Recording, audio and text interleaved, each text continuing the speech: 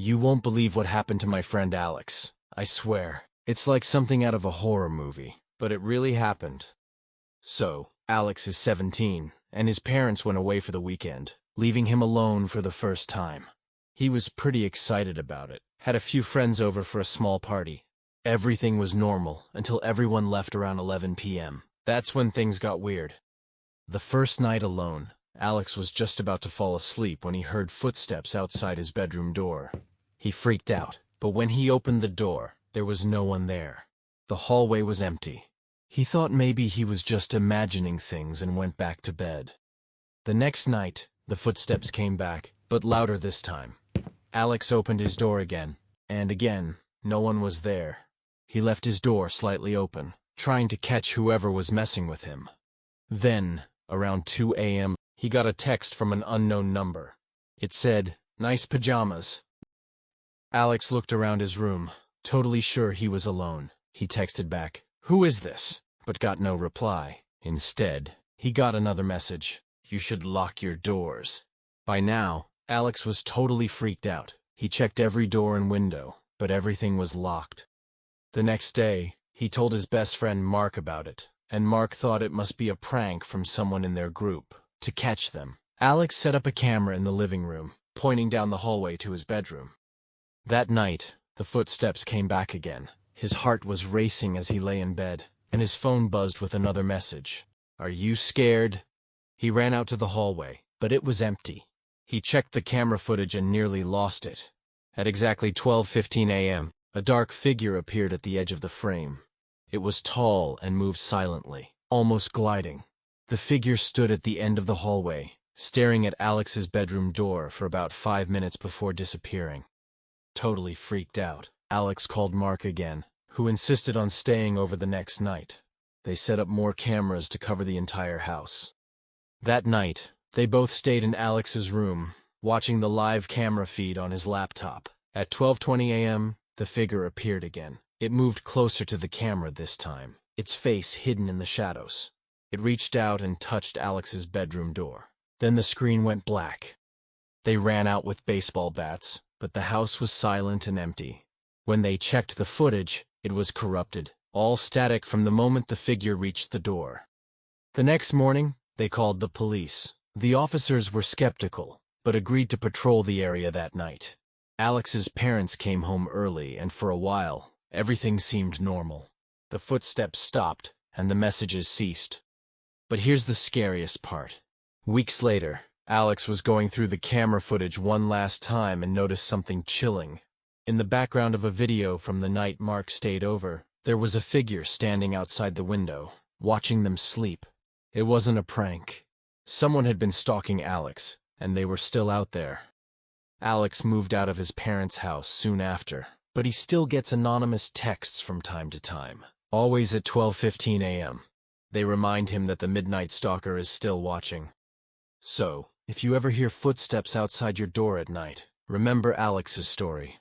You might not be as alone as you think.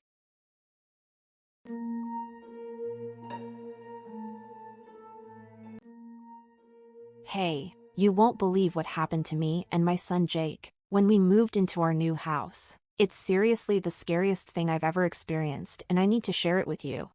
So I'm a single mom, and a few months ago, Jake and I moved into this old affordable house. At first, everything seemed perfect.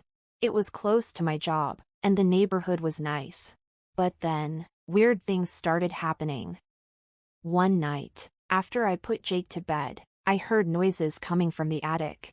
It sounded like scratching or shuffling. I thought it must be raccoons or squirrels. I didn't think much of it and just ignored it, figuring I'd call pest control if it continued.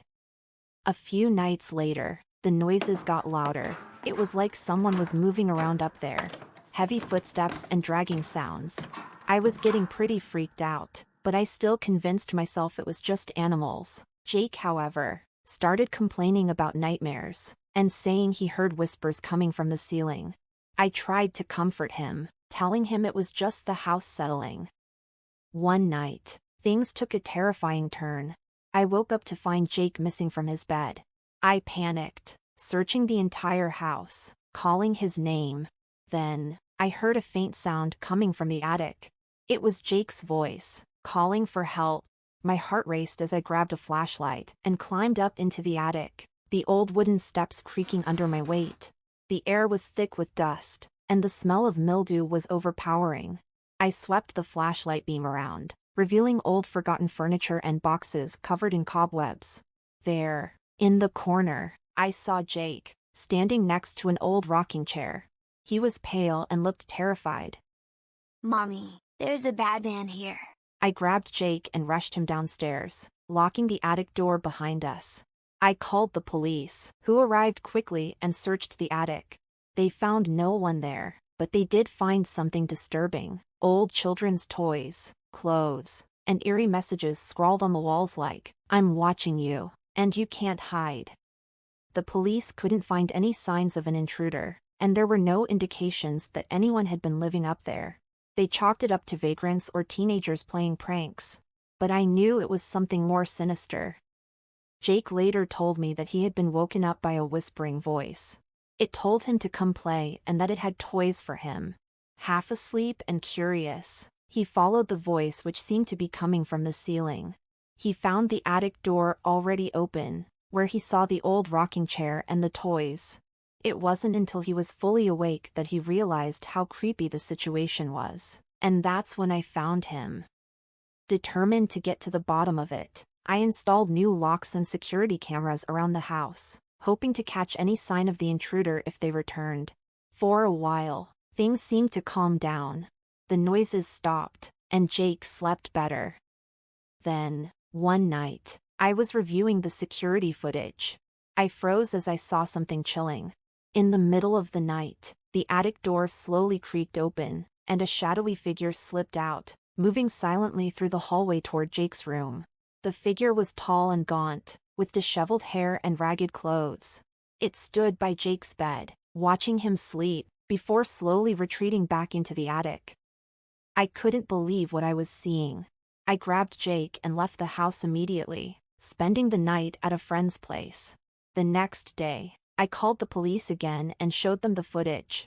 They conducted another search, and this time, they found evidence that someone had been living up there. Hidden in a corner behind some old boxes, they discovered a makeshift bed, food wrappers, and even a small journal. Turns out, a squatter had been living in our attic all along, sneaking down at night to watch us. The police eventually tracked him down, and he was arrested. It was the most terrifying experience of my life, and I still get chills thinking about it. If you ever hear strange noises coming from your attic, don't ignore them. You might not be alone up there.